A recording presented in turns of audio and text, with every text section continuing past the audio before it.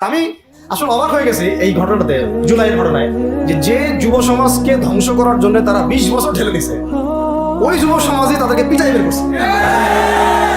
আল্লাহ পাকের কি পরিকল্পনা! আপনাদেরকে ধ্বংস করার জন্য 20 বছর ধরে তারা সিলেবাস কারিকুলাম করছে। আপনাদেরকে শরৎচন্দ্র পড়াইছে, বঙ্কিমচন্দ্র পড়াইছে, হুমায়ুন আহমেদ পড়াইছে, হুমায়ুন আজাদ পড়াইছে, হ্যাঁ শেক্সপিয়ার পড়াইছে, আর কত কি পড়াইছে। কোরআন পড়তে দেয় নাই, নামাজের স্বাধীনতা দেয় নাই, পর্দার স্বাধীনতা দেয় নাই। আমাদের বোন পর্দা করে পরীক্ষা দিতে গেছে, নেকাব খুলে ফেলা হয়েছে, কি করে নাই। কিন্তু ওই ছাত্র জনতার হাতেই পিটানি খেয়ে গেছে। আল্লাহ পাকের দেখছেন কি একটা মিরাকেল, আল্লাহ পাকের কি মানে কুদরত, কারিশমা। ঠিক কিরকম হয়েছে জানেন? ঘটনাটা হয়েছে এরকম যে ফেরাউনের ঘরেই মূসা আলাইহিস সালামকে আল্লাহ পাক বড় করছে।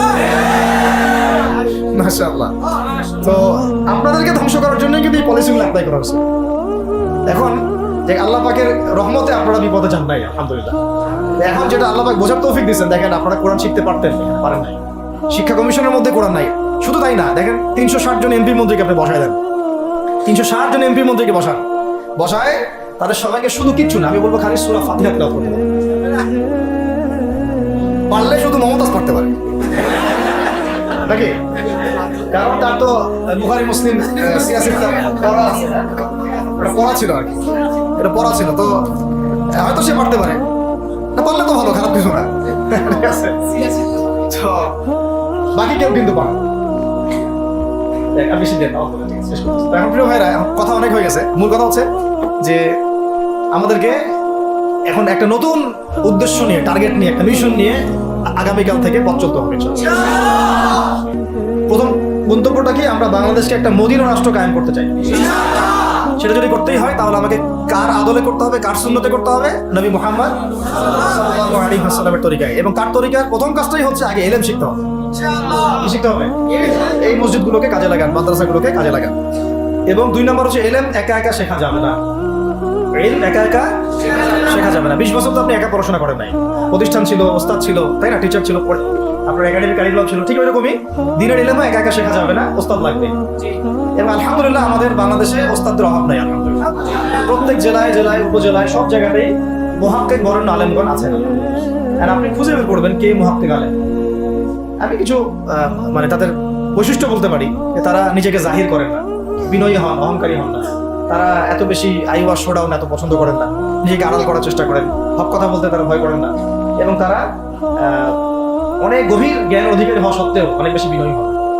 এগুলো দেখে আপনি চিনবেন, ঠিক আছে? আমাদের সালাফরা তো বলতেন যে মুহাক্কিক মানুষকে পাবেন 2 জায়গায়, এক হচ্ছে মাটির তলে, আর একটা হচ্ছে জেলখানায়, ঠিক আছে? তো যাই হোক, এখন অনেক বরেণ্য উলামায়ে কেরাম আমাদের সমাজে আছেন, তাদের যে কারোর সাথে অন্তত একজনের সাথে নিসবত রাখেন, ঠিক আছে? তো এটা আমাদের সৌভাগ্য, আলহামদুলিল্লাহ, যে বাংলাদেশে বহু মাদ্রাসা, বহু কওমি মাদ্রাসা, আলিয়া মাদ্রাসা, অনেক ধরনের মাদ্রাসা আছে। কিছু সংকীর্ণতা বা কিছু সমস্যা আমাদের মধ্যে থাকতে পারে, এটা যে কোনো জায়গায় থাকতে পারে, কিন্তু আলহামদুলিল্লাহ এই খেদমতটুকু আছে বলেই এখন পর্যন্ত দ্বীন ইসলামকে তারা মিটাইতে পারে নাই, আলহামদুলিল্লাহ। তো ইলম শিখবো 1 নাম্বার। 2 নাম্বার হচ্ছে ইলম মুহাক্কিক কোন আলেমের সোহবতে শিখবো, একা একা শিখবো না। 3 নাম্বার হচ্ছে যা শিখবো আমলে নিয়ে আসতে হবে। কি বললাম? যা শিখবো আমলে নিয়ে চলে আসতে হবে, ফেলে রাখা যাবে না। আল্লাহ আমাকে তৌফিক দেন, আপনাদের সবাইকে তৌফিক দেন। 4 নাম্বার সময় কাজে লাগাইতে হবে, সময় কাজে লাগাইতে হবে। কোনো অবস্থাতেই আর হেলায় ফেলায় সময় নষ্ট করবো না। আমিও করবো না ইনশাল্লাহ, আপনারা করবেন না ইনশাল্লাহ। 5 নাম্বার হচ্ছে নিজের প্রতিভাকে খুঁজে বের করবেন। সবাইকে আল্লাহ কিছু না কিছু প্রতিভা দিয়েছে, প্রতিভা খুঁজে বের করে ইসলামের জন্য কাজে লাগান। 6 নাম্বার হচ্ছে যাদের রিজিক হালাল তাদের তো আলহামদুলিল্লাহ কোনো সমস্যা নেই। যাদের হারাম রিজিক আজকে ছাড়তে হবে, কোনো সুদের সাথে সম্পৃক্ত থাকা যাবে না।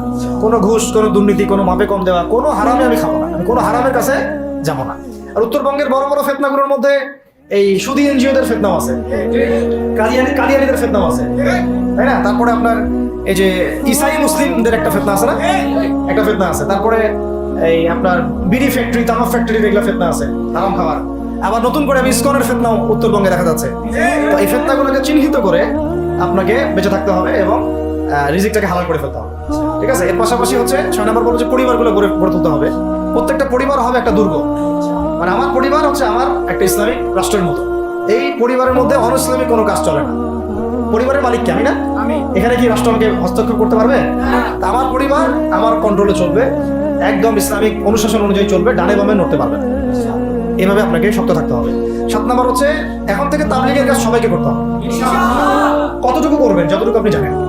যতটুকু আপনি জানেন, যেটা জানেন না ওটা নিয়ে কথা বলার দরকার নেই। আর সমাজে কিছু ইখতিলাফি মাসালাগুলো আছে যেগুলোকে নিয়ে কিছু মানে মোটা বুদ্ধির মানুষেরা আর কি মসজিদগুলো ভাগ করে ফেলে, ঠিক আছে, এই পাল্লায় পড়া যাবে না। ইখতিলাফি মাসালাগুলো সাহাবীদের যুগ থেকেই ছিল, এগুলো নিয়ে মতবিরোধের সুযোগ নাই। এটা তার কাছে এই মাসালাটা অথেন্টিক মনে হয়, সে আমল করতেছে, কোনো আমার কাছে এই ফিকহের আলোকে এটা বেশি অথেন্টিক মনে হয়, আমি এটা আমল করতেছি।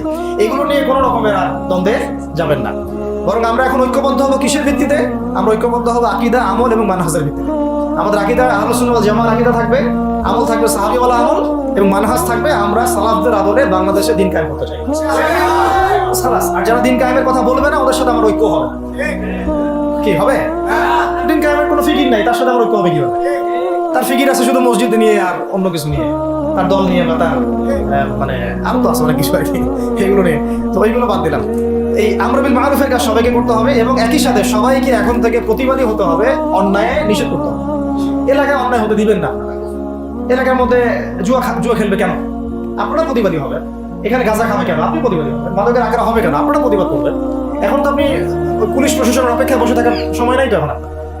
একজন নেককার মুত্তাকি পরেজগার মানুষ প্রত্যেকটা এলাকায় থাকা দরকার। আপনাদের মধ্যে একটা জামাআ বা কমিউনিটি থাকা দরকার, মানে একটা অ্যাসোসিয়েশন থাকা দরকার যারা ওই এলাকাকে সংস্কারের কাজ করবে, অথবা বৃহত্তর সংগঠন যেগুলো আছে বাংলাদেশে তাদের অঙ্গ সংগঠন হিসেবে আপনারা কাজ করতে পারেন। আর একটা চেইন অফ কমান্ড গড়ে তুলতে হবে দেশব্যাপী।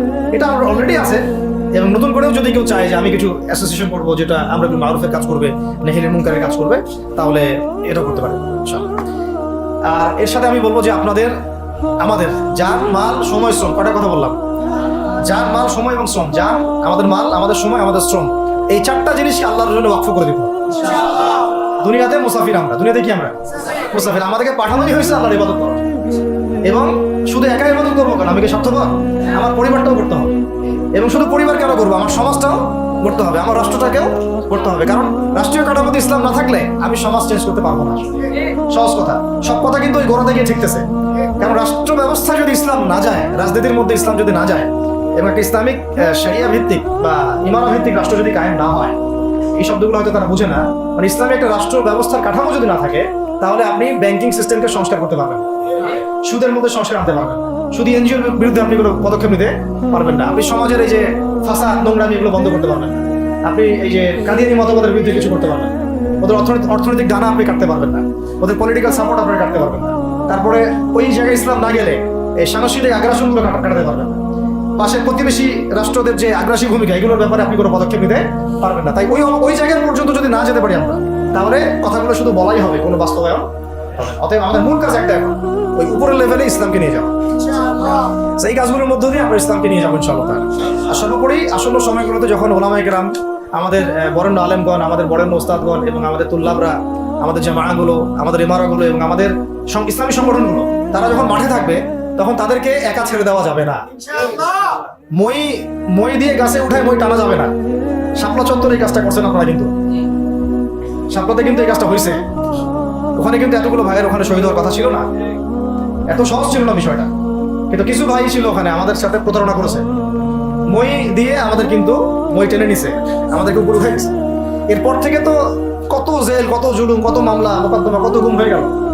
শাপলার পর থেকে হিসাব করে। তো এবার এই ভুলগুলো আর করতে যায় না, এই মুনাফিকিগুলো আর কেউ করতে যায় না আল্লাহর রাস্তায়। আপনারা ওলামায়ে কেরামদের সাথে থাকেন, হাত শক্ত করেন, মই দিয়ে আমার গাছে উঠায় মই টেনে নিয়েন না। আমি বুঝতে পারছি? বুঝতে পারি না।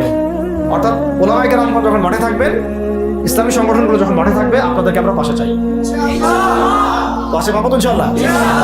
আল্লাহ পাক যেন আমাদের সবার এই আওয়াজকে কবুল করেন। আল্লাহ পাক আমাদেরকে কবুল করেন, আমাকে কবুল করেন, আপনাদের সবাইকে কবুল করেন। আমাদের গন্তব্য একদম স্পষ্ট, হয় খিলাফা না হলে শাহাদাত, হয় খিলাফা না হলে শাহাদাত। ইনশাআল্লাহ তাআলা দুটোর যেটাই হোক না কেন আমরা সফল। আল্লাহ পাক আমাদের সবাইকে এই কথাগুলো বোঝার রহমত করুন। أقول قولي هذا أستغفر الله لي ولكم ولسائر المسلمين. بارك الله لنا ولكم بالآيات الحكيم. إنه تعالى جواد كريم.